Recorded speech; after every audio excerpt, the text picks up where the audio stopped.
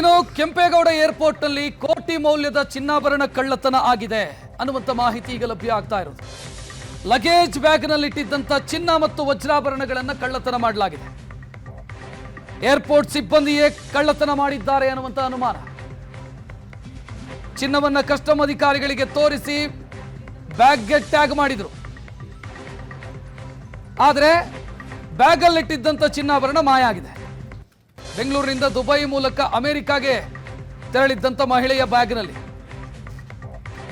ಸುಮಾರು 790 ಗ್ರಾಂ ಚಿನ್ನಾಭರಣ ವಜ್ರಾಭರಣ ಕಳ್ಳತನ ಆಗಿದೆ. 3 ತಿಂಗಳ ಹಿಂದೆ ನಡೆದಿರುವಂಥ ಘಟನೆ. ಸದ್ಯ ಮಹಿಳೆ ರಾಜ್ಯಕ್ಕೆ ವಾಪಸ್ ಬಂದು ದೂರು ಕೊಟ್ಟಿದ್ದಾರೆ. ಮಹಿಳೆ ಹುಬ್ಬಳ್ಳಿ ಮೂಲದವರು. ಅವರು ಬೆಂಗಳೂರಿಂದ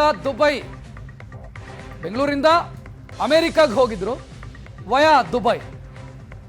ಬೆಂಗಳೂರು ಏರ್ಪೋರ್ಟ್ ಅಲ್ಲಿ ಅವರ ಬ್ಯಾಗ್ನಲ್ಲಿದ್ದಂಥ ಚಿನ್ನಾಭರಣ ಕಳ್ಳತನ ಆಗಿದೆ ಅನ್ನುವಂಥ ಆರೋಪವನ್ನು ಅವರು ಮಾಡುತ್ತಿದ್ದಾರೆ. 790 ಗ್ರಾಂ ಚಿನ್ನಾಭರಣ ವಜ್ರಾಭರಣ ಏರ್ಪೋರ್ಟ್ ಸಿಬ್ಬಂದಿಯೇ ಕಳ್ಳತನ ಮಾಡಿರಬೇಕು ಅನ್ನುವಂಥ ಅನುಮಾನ.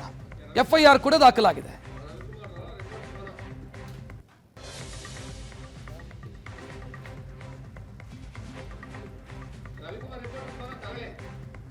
ಹೆಚ್ಚಿನ ಡೀಟೇಲ್ ನೀಡೋದಕ್ಕೆ ನಮ್ಮ ಪ್ರತಿನಿಧಿ ರವಿಕುಮಾರ್ ಫೋನ್ ಸಂಪರ್ಕದಲ್ಲಿ. ರವಿಕುಮಾರ್, ಈಗ 3 ತಿಂಗಳ ನಂತರ ದೂರು ಕೊಟ್ಟಿದ್ದಾರೆ ಅಂತಂದ್ರೆ ಅವ್ರಿಗೆ ಗೊತ್ತಾಗಿದ್ದು ತಡವಾಗಿನ ಅಥವಾ ಅಲ್ಲಿದ್ರು ಅನ್ನೋ ಕಾರಣಕ್ಕಾಗಿನ? ರಕ್ಷಿತ್, ಹುಬ್ಬಳ್ಳಿ ಮೂಲದ ಈ ಮಹಿಳೆ ಬೆಂಗಳೂರಿನ ಕೆಂಪೇಗೌಡ ಏರ್ಪೋರ್ಟ್ ನಿಂದ ಅಂದ್ರೆ ದುಬೈ ಮೂಲಕ ಟ್ರಾನ್ಸಿಟ್ ಪ್ಯಾಸೆಂಜರ್ ದುಬೈ ಮೂಲಕ ಅಮೆರಿಕಕ್ಕೆ ತೆರಳಿರ್ತಾರೆ. ಸೊ ಅಮೆರಿಕಾದಲ್ಲಿ ತೆರಳಿದ ನಂತರ ಇವರಿಗೆ ಈ ಒಂದು ಮಾಹಿತಿ ಗೊತ್ತಾಗಿರುವಂತದಂದ್ರೆ ತಮ್ಮ ಒಂದು ಬ್ಯಾಗ್ ನಲ್ಲಿದ್ದಂತ ಚಿನ್ನಾಭರಣಗಳು 8 ಲಕ್ಷ ಮೌಲ್ಯದ ಚಿನ್ನ ವಜ್ರ ಸೇರಿದಂತೆ ಈ ರೀತಿಯಾದಂತ ಒಂದು ಆಭರಣಗಳು ಕಳ್ಳತನ ಆಗಿವೆ ಎಂಬ ಮಾಹಿತಿ ಆಕೆ ಗೊತ್ತಾಗಿರುವಂತದ್ದು. ಇದೀಗ ಅವರು ಅಮೆರಿಕದಿಂದ ವಾಪಸ್ ಬಂದ ನಂತರ ಈಗ ಕೆಂಪೇಗೌಡ ಏರ್ಪೋರ್ಟ್ ನ ಪೊಲೀಸ್ ಸ್ಟೇಷನ್ ನಲ್ಲಿ ಈ ಸಂಬಂಧಪಟ್ಟಂತೆ ದೂರು ದಾಖಲಿಸಿರೋದು. ಅಂದ್ರೆ ಕೆಂಪೇಗೌಡ ಏರ್ಪೋರ್ಟ್ ನಲ್ಲಿ ನವೆಂಬರ್ 15, 2025 ಈಕೆ ಪ್ರಯಾಣ ಬೆಳೆಸಿರ್ತಾರೆ. ಸೊ ಈ ಸಂದರ್ಭದಲ್ಲಿ ಅಲ್ಲಿ ಏನು ಇಮಿಗ್ರೇಷನ್ ನಲ್ಲಿ ಚೆಕ್ ಮಾಡುವಂತ ಸಂದರ್ಭದಲ್ಲಿ ಲಗೇಜ್ ಚೆಕ್ ಮಾಡಿದಂತ ಸಂದರ್ಭದಲ್ಲಿ ಎಲ್ಲಾ ಚಿನ್ನಾಭರಣಗಳು ಇರ್ತವೆ. ಆದ್ರೆ ಅಲ್ಲಿ ಟ್ಯಾಗ್ ಮಾಡಿ ಪ್ಯಾಕಿಂಗ್ ಮಾಡಿ ದುಬೈಗೆ ಫ್ಲೈಟ್ ಏನ್ ಟ್ರಾನ್ಸಿಟ್ ಇತ್ತು ಆ ಫ್ಲೈಟ್ ಅಲ್ಲಿ ಲಗೇಜ್ ಹಾಕುವಂತ ಸಂದರ್ಭದಲ್ಲಿ ಮಧ್ಯೆನೇ ಈ ರೀತಿ ಆಗಿರಬಹುದು.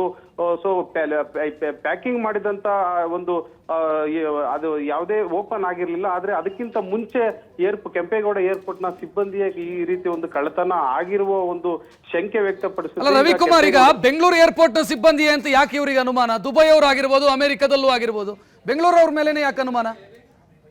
ಖಂಡಿತ ರಕ್ಷಿತ್, ಅಂದ್ರೆ ಈಗ ಬ್ಯಾಗ್ ಲಗೇಜ್ ಅನ್ನ ಚೆಕ್ ಮಾಡಿ ಒಂದು ಬಾರಿ ಬ್ಯಾಗ್ ಅನ್ನ ಟ್ಯಾಗ್ ಮಾಡದಂತ ಸಂದರ್ಭದಲ್ಲಿ ಅದು ಎಲ್ಲೂ ಕೂಡ ಓಪನ್ ಮಾಡೋದಕ್ಕೆ ಆಗೋದಿಲ್ಲ.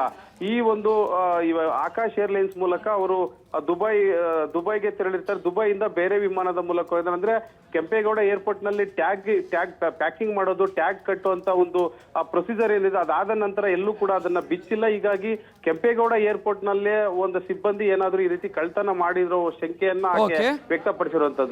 ಥ್ಯಾಂಕ್ ಯು ರವಿಕುಮಾರ್ ಮಾಹಿತಿ.